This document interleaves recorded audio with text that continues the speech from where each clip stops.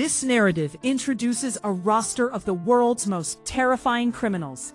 One man was sentenced to 250 years in prison for a series of murders and arson.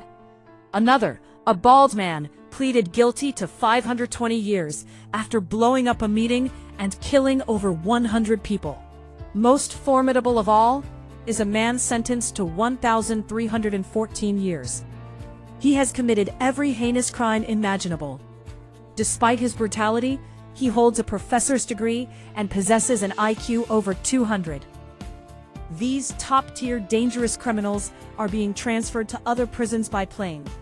It is a super securely designed aircraft, escorted by elite agents of the United States.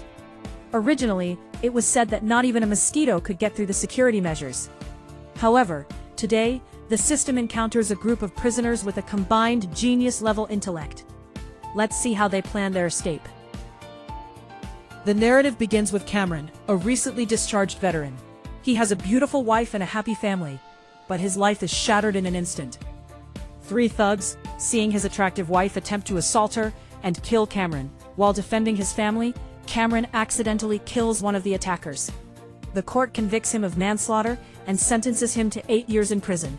As the years pass, his daughter grows up while he remains behind bars, always striving for reform to earn an early release. Finally, his 8-year sentence is up. By a stroke of terrible luck, his release day falls on the same day as a major prisoner transfer. He should have been on his way to see his daughter, but instead, Cameron finds himself on a flight with the most dangerous men in the world.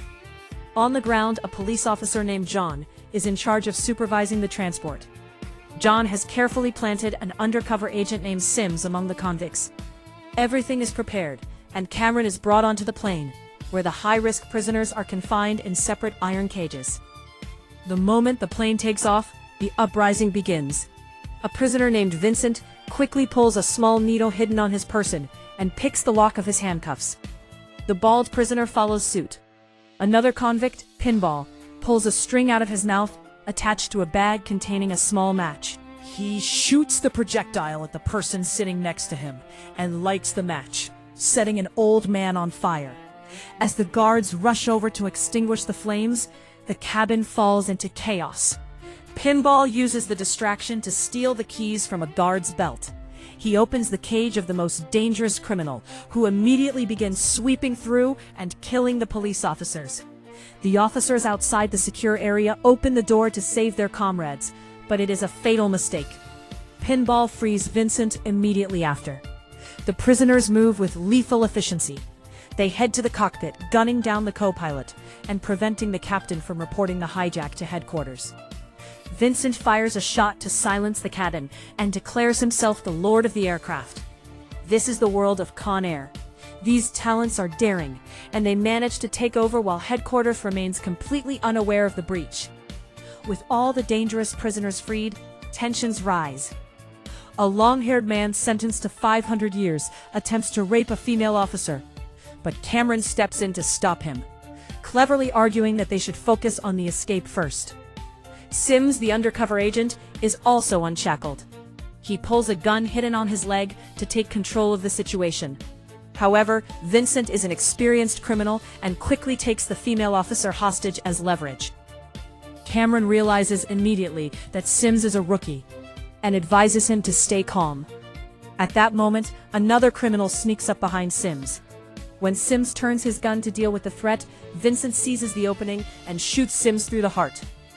Cameron can only shake his head at the tragedy of such an inexperienced move. Vincent then reveals the master plan. Upon landing, they will disguise themselves as police officers, release 6 prisoners according to the official schedule, and pick up the son of a powerful drug kingpin. If they successfully rescue the son, all the convicts will be rewarded with a life of luxury. Vincent selects 6 prisoners to be handed over at the supply point. Originally, Cameron could have used this opportunity to leave with the other 6, but at the last second, he changes his mind. He refuses to let these dangerous men escape and is determined to save the female officer. Meanwhile, back at the prison where Vincent was held, investigators discover a structural blueprint of the plane hidden inside his cell wall.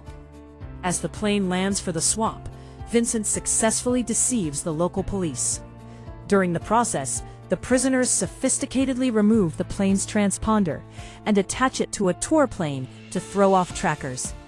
Another prisoner transport vehicle arrives with a new inmate who is bound so tightly he is completely immobilized. Even then, the police are terrified and use a pole to lead him from a distance. This man is so cruel that even Cameron feels his hair stand on end. If such a man escapes, the world will descend into chaos. Inspector John, studying the blueprints, realizes the escape is in progress and rushes to the scene. Two policemen who stayed behind open a forbidden box, only to realize the truth far too late. By the time the police realize the prisoners have been swapped, Vincent has already ordered the plane to take off. The police try to stall for time, but Vincent blows up an officer's vehicle and escapes right under their noses. The military, fooled by the transponder on the tour plane, dispatches helicopters to chase the wrong target. Despite Detective John's protests, his superiors refuse to listen. To alert the authorities to their true location, Cameron climbs into the landing gear and finds the body of a man stuck there. He writes Detective John's name on the man's shirt and drops the corpse over the city. The body falls onto a couple's brand new car, and the news reaches John, who correctly identifies the intended landing site. John heads there alone. On the plane, one criminal discovers Cameron's true identity, leading to a struggle where Cameron impales the man on a steel bar. As the criminal's plane arrives at the landing site, it nearly collides with another aircraft, causing it to overshoot the runway and crash into a forest. The prisoners rush out, and the bald guy prepares to kill 3 local police officers. Cameron stops him, arguing the officers are still needed as shields. Nearby, a serial killer encounters a little girl. She treats him with kindness, unaware of his nature. Elsewhere, the prisoners try to recover the plane. Cameron pretends to find a truck, but instead meets Detective John. Though he could flee, Cameron stays to finish the fight. The military finally arrives, and a massive firefight breaks out. The drug kingpin's son tries to escape in a hidden plane, but Detective John uses a crane to destroy the plane's tail, causing it to crash and explode. Vincent, realizing the betrayal, burns the son alive with a cigarette butt. Vincent then distributes weapons from the armory and sets an ambush. His superior intelligence allows the prisoners to massacre the approaching military until John provides cover with an armored vehicle. On the plane, a predator attacks the female officer, but Cameron arrives to beat him back. The prisoners, unable to hold their ground, retreat to the plane and take off, with Vincent destroying the cement pillar holding the plane down.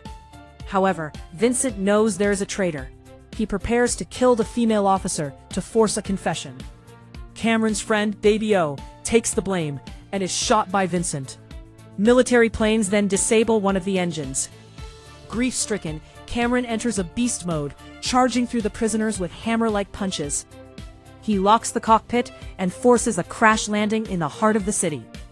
The plane plunges through downtown, eventually coming to a halt after a violent impact. The prisoners are arrested, and Baby O receives medical aid. Vincent attempts a final escape on a fire truck. Cameron and John pursue him on a motorcycle. The chase is brutal, with Vincent using a high-pressure hose to attack the police. Cameron climbs onto the truck, and in the ensuing struggle, the truck crashes. Vincent is impaled by a pole and ultimately crushed under a piledriver. With the nightmare finally over, Cameron is reunited with his wife and daughter, having sacrificed his own safety to save countless lives.